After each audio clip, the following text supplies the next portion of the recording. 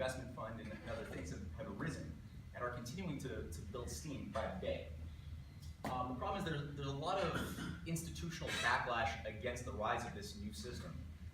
We see this in the media with a lot of narratives that are trying to attack this. Two of the big ones that I encountered, because I personally, and people who tend to read my magazine tend to be economic nationalists. I'm an economic nationalist. I don't see that as a bad word.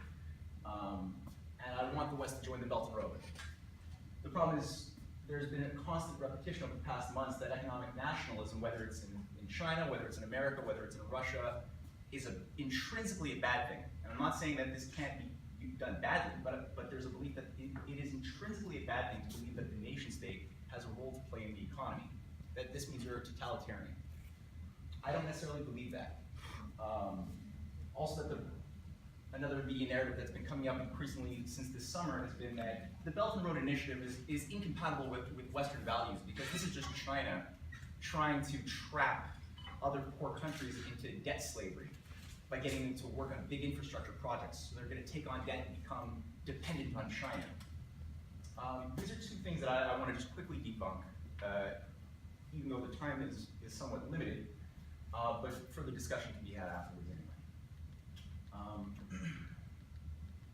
So the first thing on economic nationalism, two big economic nationalists in both America and Chinese history are featured on this 1942 stamp. I don't know if you recognize either one of these two individuals here. Yeah? Everybody know who the guy on the left and on the right is? My right? Lincoln, okay, Lincoln. And on the left? My left? All right. So right below this is of the people, by the people, for the people. This was what Sun Yat-sen used as he was in America, in Hawaii, studying Abraham Lincoln's methods of rail building, his philosophy of government. So Sun Yat-sen spent the formative years of his life studying in America, visiting America not only to raise funds, but also to study what were these American techniques that allowed America to go from an agricultural slave of the British Empire in the 1700s to very quickly the most modern, productive, industrial center of the world. How did that happen? And he brought what he learned into the formation of the Republic of China, into his overthrow of the dynastic system. And with his works, like the International Development of China, which was the 1917 book he wrote, going through all of the big infrastructure, rail, roads, mines, energy policies, ports, he laid it all out. And he was not a fan of Halper Mackinder or geopolitics. He understood by the title that it's only by countries working together and cultures working together that you can have the true natural harmony that is needed for human security and human self-interest to be fully maintained. Halper Mackinder's idea of self-interest as the will of the stronger to manipulate the weaker to fight for scarcity of resources is not real self-interest. It just creates a world where even those who thought they were dominating actually end up in a burning building. Right? That's why empires, as the Thucydides trap that was laid out before defines it, empires always collapse if they always rely on defining their self-interest as their ability to use the weaker. So again, Abraham Lincoln, Sun Yat-sen, two major leaders whose ideas are, especially in the case of China with the Belt and Road, as I'm going to look through a little bit, are coming alive again. Just quickly, I want to just showcase an image that I think everyone here is familiar with. The Belt and Road, in the most general terms, is defined around interactions between China through the Middle East, all the way through to Europe, with extensions over the seas into increasingly Africa. And for those who say that China is just creating a debt trap, as I just want to showcase with a few figures here, and then we'll just put this to an end. That's not true. So, indeed, China has invested a lot in Africa, especially since the year 2000. What we have here are three graphs. One is the US Export-Import Bank investments into Africa, the other one is the World Bank, and the middle one here is the China Export-Import Bank. The World Bank is still much, in terms of their debt that Africa has incurred to external powers, the World Bank is still number one. China has invested amazingly. I mean, the growth from 2000 to over 15 years, this is unfortunately 2015 figures, has been extraordinarily high. But is there a difference in the quality of the debt, right? Are all debts created equal? Or are some debts qualitatively different from others? What you have here is a breakdown. So on your right side, you got the World Bank and U.S. Debts to Africa, or the African debts that they've incurred to U.S. investments, and especially through the World Bank, and where those investments have gone as a breakdown. So obviously the majority here, 66%, is in mining, extraction of resources. A very small percent, 7%, is in manufacturing in Africa. Wholesale trade is 4%, services 9%, and holding companies is 14%. China's a very different breakdown. Yes, they have mining, but it's only 28%. Manufacturing makes up more, it's 13%, almost double. Financial services, now the actual creation of financial services sectors, that's all of a sudden something which didn't exist in the other one. But construction is big. 27% construction, 4% science tech, and then other. Construction, what is that? Is that just building an oil extraction rig? Is that all it is? Run by Shell Dutch Oil, a foreign company or something, in order to get a resource to the Western markets? Well, no. In the case of China, what you've actually seen is a huge growth of rail, roads across Africa, as well as the education of local Africans to become engineers. We've seen this in Sudan and Ethiopia with the Djibouti-Addis Ababa rail line. We've seen this across the board in Nigeria with the first high-speed rail, which is here in Nigeria that's been built, along with thousands of kilometers of conventional rail.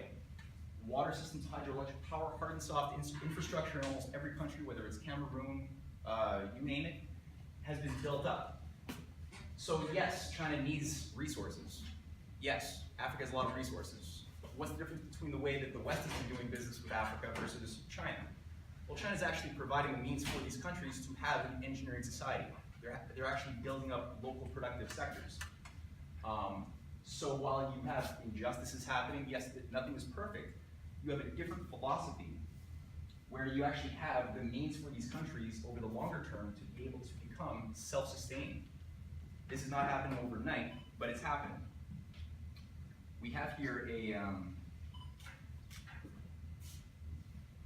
this is first the pictures aren't very good. These are two African engineers working with the Chinese supervisor building one of the bigger rail lines in Ethiopia.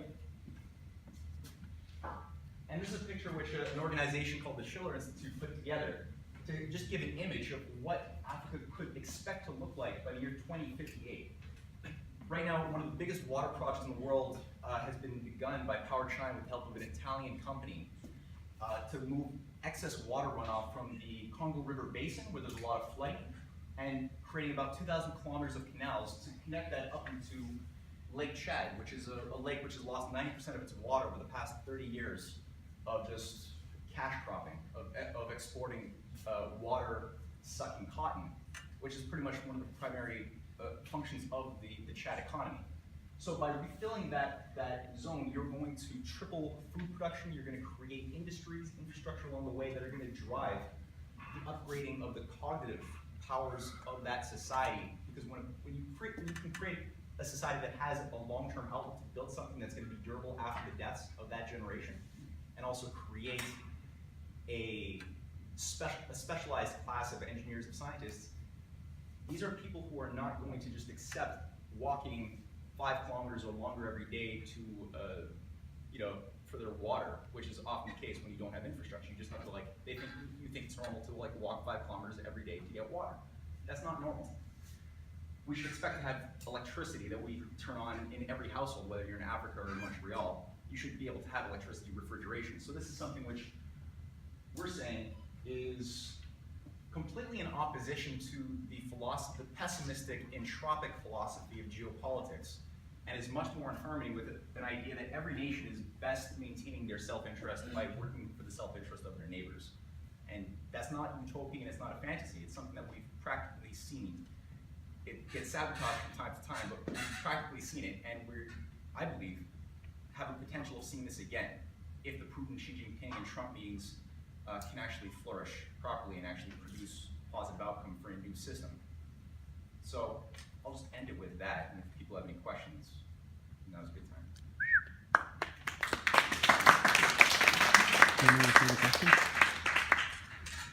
Yeah, actually, the new NAFTA require Canada not to sign any deal with a country without a free market, aka China in this case. So do you think there is still a good chance for China and Canada have a free deal? I mean, later on, like in light of the new NAFTA. Well, look, I think we definitely need to do trade and business with China. I mean, that's the future. The problem is, if you look at the Canada-China Free Trade Agreement as defined, it never brings in, even once, national infrastructure. It doesn't bring in Belt and Road projects. It doesn't bring in anything like that. So you need to upgrade the thinking on trade. China wants to build infrastructure. Canada's infrastructure is in such bad shape that there was a recent survey of the Canadian Federation of Municipalities that concluded that about 70% of our federal or municipal infrastructure is beyond its life expectancy. Okay, that's a huge number.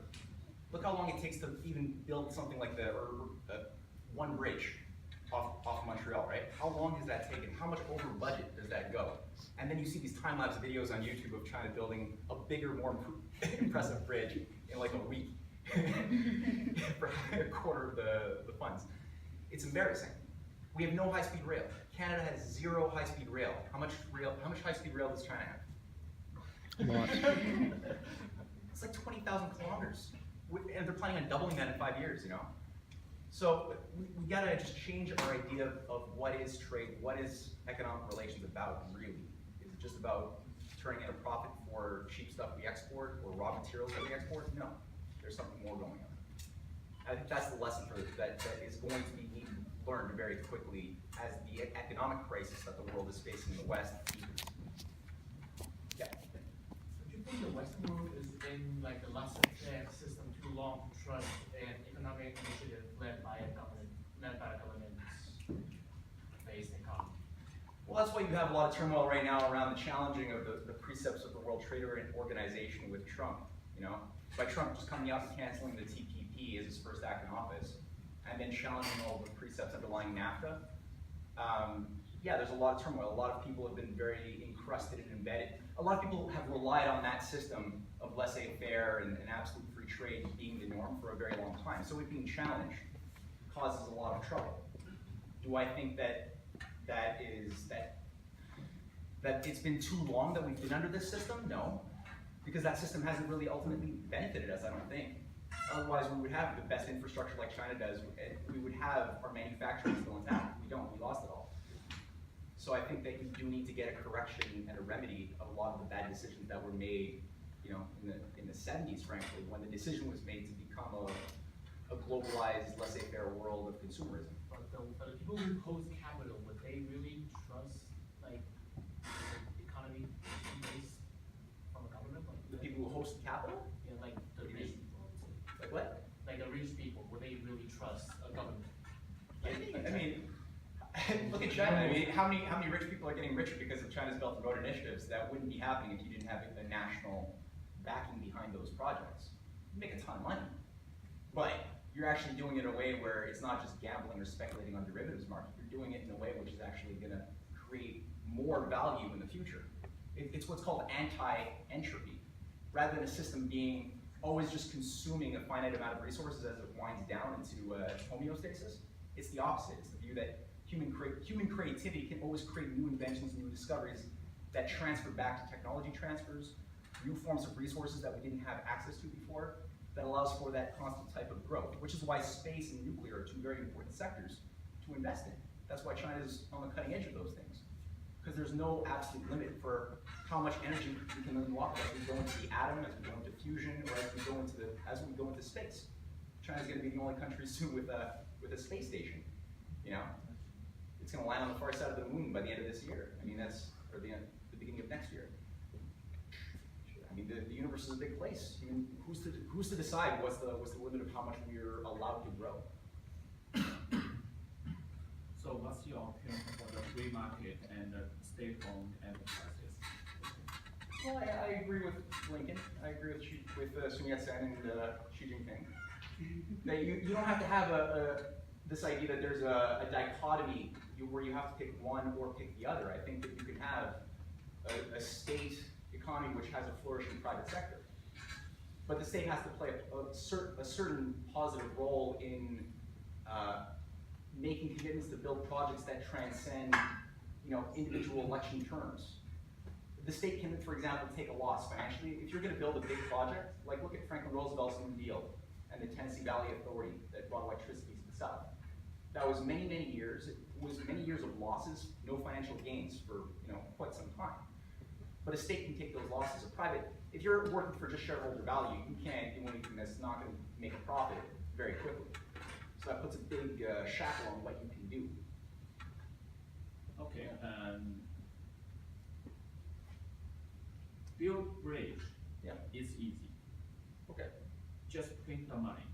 If the government want to do it, just print the money. That's the best way. But as a taxpayer, we need to pay eventually the loan plus the interest.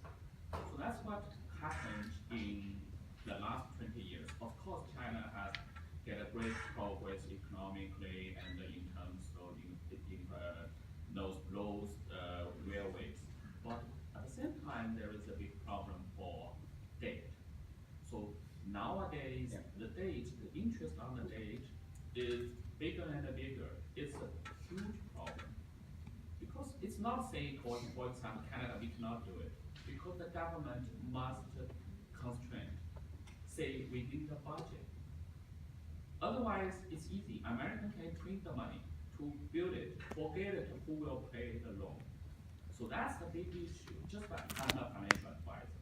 So we need to do the things within your budget, right? Okay. Let me just speak to that quickly, because I think there's another speaker after me.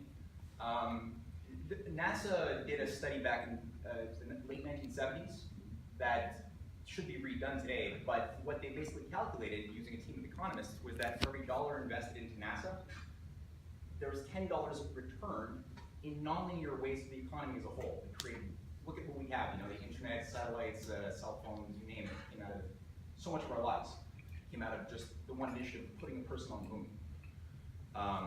There are certain types of debt that are called self-liquidating debts. So when you invest in certain things, the overall effect of having created a network of intercontinental high-speed rail, right?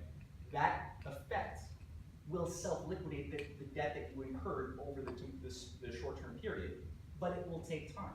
And you're going to create a whole new basket of industries and potentials for productivity that couldn't have existed without that initiative to have occurred, right? It's a way of thinking which can't be charted in linear monetary equations, because you don't know what type of discoveries are going to happen along the way.